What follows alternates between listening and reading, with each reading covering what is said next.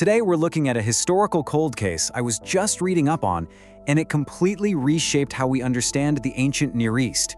We're talking about a single, massive slab of black granite that managed to upend an entire school of academic thought. We're gonna skip the stiff history lectures and just walk through the actual evidence, piece by piece, kind of like we're solving a mystery together. So the big question is this: how does one single line of ancient hieroglyphs carved into an Egyptian rock manage to settle a historical debate that had been dragging on for over a century? To figure that out, we're going to reconstruct the timeline. We'll look at the geopolitics of the era, the physical dirt in the ground, and the language itself, to see exactly how this one artifact crushed the arguments of historical minimalists, people who basically thought a certain ancient nation was just a literary fairy tale invented centuries later. Let's get right into it. To understand why this rock is such a big deal, we have to look at the world it was carved in. We're heading back to the 13th century BCE. This was a period when massive superpowers, mainly the Egyptian and Hittite empires, had essentially sliced up the Levant right down the middle. But things fall apart pretty quickly here. The great Pharaoh Merneptah II dies, leaving a huge power vacuum. Vassal states in the Levant start rebelling, and right around 1200 BCE, we see a systemic collapse of the entire Bronze Age system. Enter our main character, Pharaoh Merneptah. He was the 13th son of Ramesses II.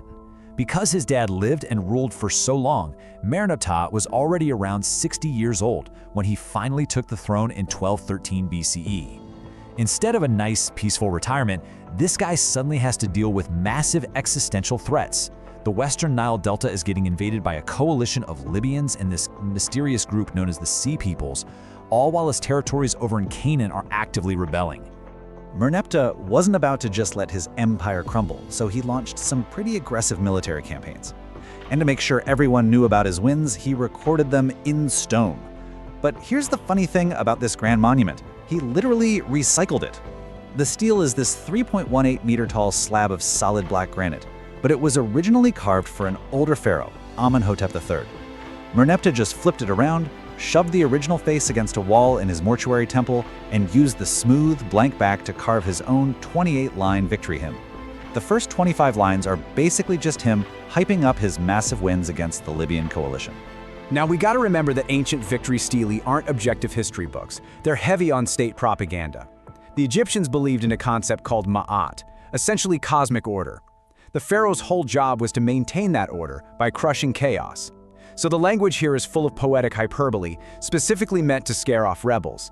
But the important takeaway is that even if the bragging was way over the top, the enemies and locations they listed were very real. You don't brag to the world about defeating a made-up enemy. Let's fast forward a few thousand years to 1896. The Egyptian Empire is long gone. Picture this gritty, boots-on-the-ground moment in the ruined temples near modern-day Luxor. The pioneering British archaeologist Sir William Matthew Flinders Petrie and his team are digging through the ruins. Over in the southwest corner of the temple's first court, they find this massive stone slab lying face down in the dirt. Instead of trying to flip this giant rock right away, Petrie actually has his workers dig a trench underneath it, just so he can crawl in and read the obscured text. Down in that trench, Petrie sees a beautifully preserved hieroglyphic inscription. He calls in his philologist, a guy named Wilhelm Spiegelberg, to translate it right there on the spot. When Spiegelberg gets down to the second-to-last line, he hits a name he isn't entirely sure how to identify. Petrie hears the phonetic translation and instantly recognizes what it is. He realizes they just hit an archaeological jackpot, and with a bit of knowing attitude, he turns and says, "Won't the reverends be pleased?" So, what exactly did they read in the dirt that day? To solve this mystery, we have to look at how Egyptian hieroglyphs actually work. We'll keep this brisk, but they use these things called determinatives. Think of them kind of like silent emojis placed at the end of a word. You don't read them out loud, but they tell the reader exactly what category of thing they're reading about. It's basically a visual clue to a word's meaning. And it's this specific scribal choice that cracks the whole case wide open. Merneptah lists 4 enemies he defeated in Canaan. For the first 3, Ashkelon, Gezer, and Yanawam, the scribe used a throw stick symbol, meaning foreign, followed by a symbol of mountains, which means a foreign land or a walled city-state. But for the 4th name, Israel, the scribe used the throw stick, followed by a seated man and woman, and 3 plural strokes. In Egyptian, that specifically translates to a foreign people. The scribe deliberately grouped Israel as a rural, stateless, kinship-based demographic, completely different from those walled Canaanite cities. The exact translation from line 27 boasts, Israel is laid waste, its seed is not. Now, scholars debate whether seed meant Merneptah wiped out their actual offspring, or if he just burned their agricultural grain stores to starve them out. But honestly, either way, this single sentence is huge.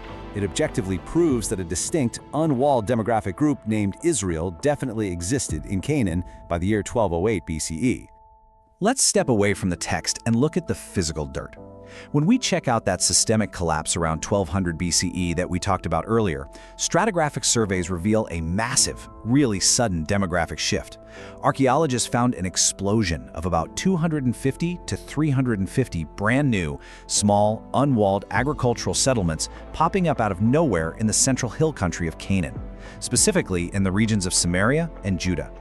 And the people living in these 300-plus new villages shared a very specific, highly egalitarian lifestyle. They lived in these 4-room pillared houses built for extended farming families. They carved rock cisterns to catch rain since they were up high in the hills. They used plain, locally made pottery. And crucially, there's a near total absence of pig bones in their trash heaps, which is completely different from the diets of the Canaanites and Philistines living down in the coastal cities. This is exactly what a rural, stateless people looks like when you dig them up. When you step back and look at the evidence matrix, the puzzle pieces just snap together. The physical artifacts from the hill country and the specific grammar of the Egyptian stele map perfectly onto the claims made in the biblical book of Judges. The texts and the dirt essentially act as an impartial historical witness statement. It proves a decentralized agrarian tribal society was living exactly where they were claimed to be, right at the end of the 13th century BCE. As we wrap up, I want to point out one big lingering question.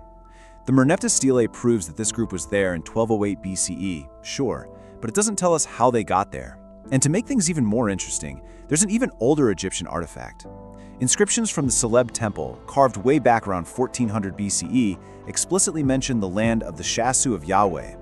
This links the specific biblical god to a group of nomadic people south of Canaan centuries before Merneptah ever carved his victory rock. It really just deepens the mystery of their roots. Which leaves academia with a fiercely debated, unsolved question today. Did this population migrate into the region from the outside, bringing a totally new culture with them?